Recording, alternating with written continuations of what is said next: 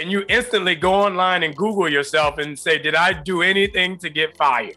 Like, I have no idea what did I do? What did somebody videotape and say I said? What did I do?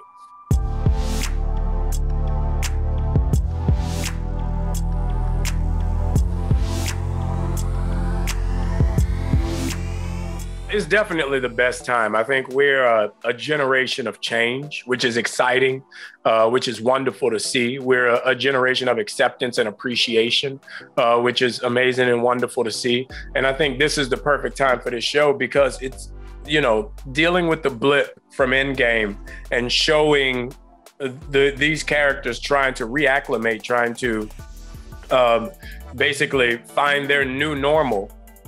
Is going to be us in a few months when we're all vaccinated and we have to find our new normal post-COVID. The crazy part is, I mean, you might have known we were supposed to be the first streaming show, right? And then the pandemic happened. We were supposed to come out in August, but in a weird way, because so much has happened in our world, you know, since August even, I'm kind of glad that we're coming out now, you know, so that all of that can be incorporated in it. It's crazy that we shot this show, you know, 2 years ago, and none of this was planned out or thought of because we weren't in COVID then.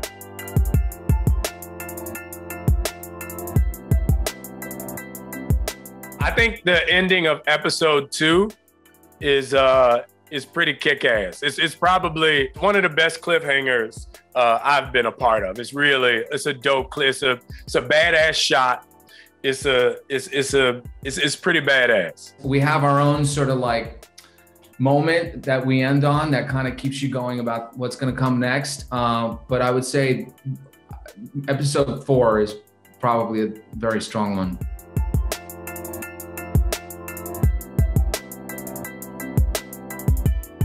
Well, because the shield belongs to Steve. And, you know, Sam got into this because of his relationship with Steve. Sam wasn't waiting in the wings, hoping and waiting to become Captain America. The whole goal and ideal was to save the world with Steve.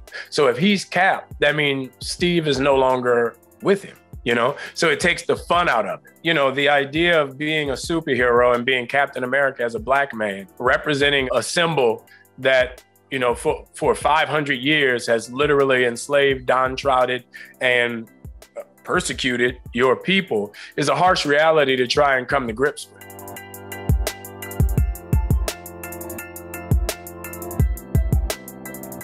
I took over his Instagram, he took over mine, and then he said he's been teaching me over the past week how to use Instagram and what's a worthy post and what's not. I've learned if a pretty girl with one post sends you a DM, it's a dude. I've learned how to post. I've learned how to follow a story and how to add to my story. Like I said, I couldn't have done it without him, to be honest, because I was even like looking back like 5 years ago or 6 years ago, I was a very shy person. And I think they did me a great service by pairing us together because I feel like he like really gave me permission to have a good time and to embrace this experience, you know, together. We have a lot of fun. Sebastian's a good guy and a dear friend, and he's the polar opposite of me. There's no one or nothing that could be more opposite me than Sebastian Stan. And I think that's why it works so well. You know, it's really fun to accept and appreciate each other's differences and be able to work in that in a I feel like in harmony. We can go to work and we can show up and it's okay for us to sort of be ourselves, and then sometimes maybe some of it makes it to the screen. So yeah, we had some improv moments in the show.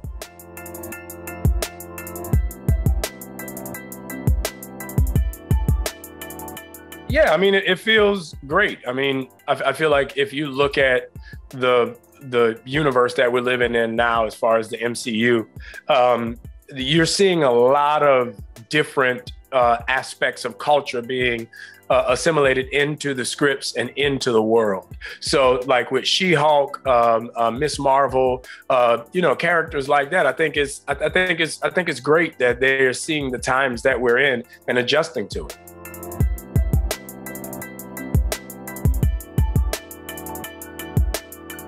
Of course. I mean, it's like, I don't, you know, it's so weird to even think, because it's been part of your life for so long, that like, it would be weird to even think of what it would be like without it, you know? But yeah, for sure. Only because it's very seldom that, you know, you get an opportunity in life to be able to go to work with the same people, and you get to see them again and time, and you kind of go, okay, wow, how's your life different? Or what's happened since the last time I saw you?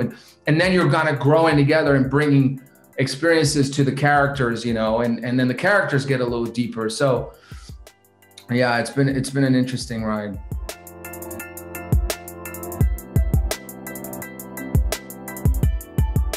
You never know, man. You never know. Like, they call you and they're like, come to LA, and you instantly go online and Google yourself and say, did I do anything to get fired?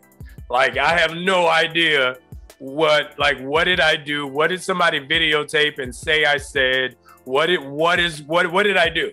So for about 45 minutes, I Googled myself and was like, all right, I didn't do anything. So let's see exactly how this is going to play out.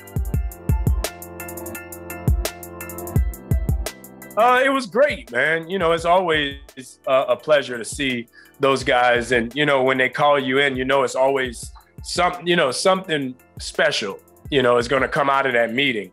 So, you know, going into it, I was very unsure of what possibly the outcome was going to be. But when they told me the idea of it, I was very happy.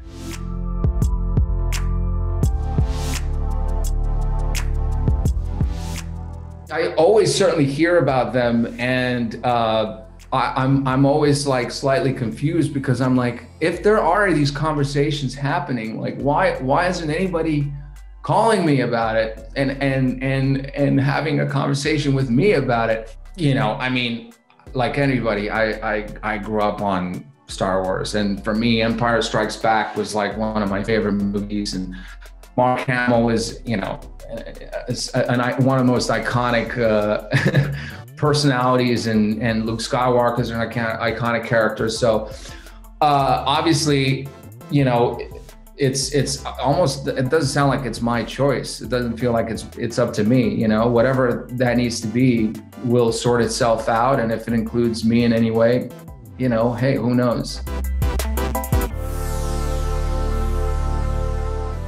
Well, it's one of those things where, you know, you're obviously, it's like you're grateful that people are seeing it. And of course, like, I've always wondered what happens to Luke when it's, you know, the end of Return of the Jedi. Like, where does he go and what happens to him? I think those questions would be really interesting. And of course, it's another one of those things where you're like, well, you don't want to up that character, you know, you want to get that one right. So anyway, but we'll see.